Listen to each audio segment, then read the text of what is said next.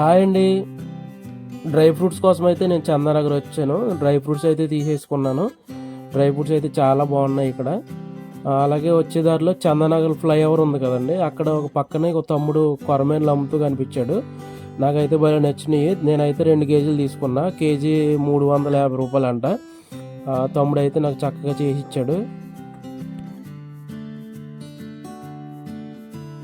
ఈ ముక్కలు అయితే తీసుకుని నేను ఇంటికి వెళ్ళి రెసిపీ ఎలా చేయాలో చూపించేస్తాను. కొరమేను ముక్కలండి. ఈ కొరమేను ముక్కలు మనం లైట్గా కల్లుప్పు వేసి కడుక్కోవాలన్నమాట.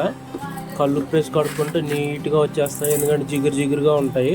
అందుకే కల్లుప్పు వేసి కడుక్కోవాలి నీట్గా.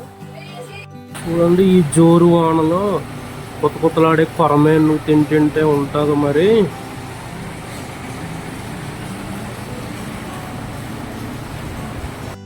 సాల్ట్ వేసుకుని ఇలా నీట్గా కడుక్కోవాలన్నమాట ముక్కల్ని. ఇప్పుడు ఇలా ముక్కలన్నీ ఉప్పు కారం వేసుకుని ఇలాగ కలిపి పెట్టేసుకుంటాం. ఇందులోనే ఉల్లిపాయలు పచ్చిమిరపకాయలు అన్నీ కోసేసి ఇందులో వేసి పొయ్యి మీద పెట్టేస్తే గుమ్మలాడి కొరమేను కర్రీ అయితే రెడీ అయిపోతుంది మనకి. డ్రై ఫ్రూట్స్ తెచ్చాను కదండి, ఇప్పుడైతే మనం గాజు కంటైనర్లో వేసుకుని మనం స్టోర్ చేసి పెట్టుకుందాం నీట్గా. ఇదైతే కాజు అన్నమాట.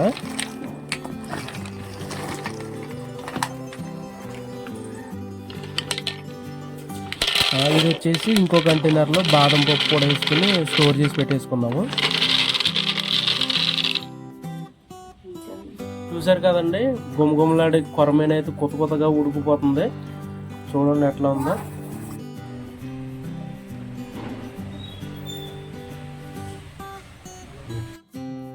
ఇదిగోండి చూడండి, కొరమేను కర్రీ ముక్క అయితే చూసారా ఎట్లా ఉడికిపోయిందో. చూడండి చాలా బాగా ఉడికింది. ఇప్పుడైతే టేస్ట్ చేసేద్దాము. కాలుతుంది.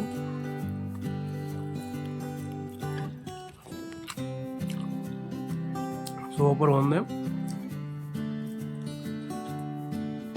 అలాగే ఫ్రై కూడా చేశాను అన్నమాట. మనకు ఫ్రై లేనిదే ముక్క దిగదు కిందకి, అందుకే ఫ్రై కూడా చేశాను కొరమేను.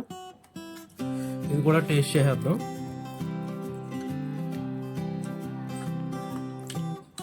సూపర్.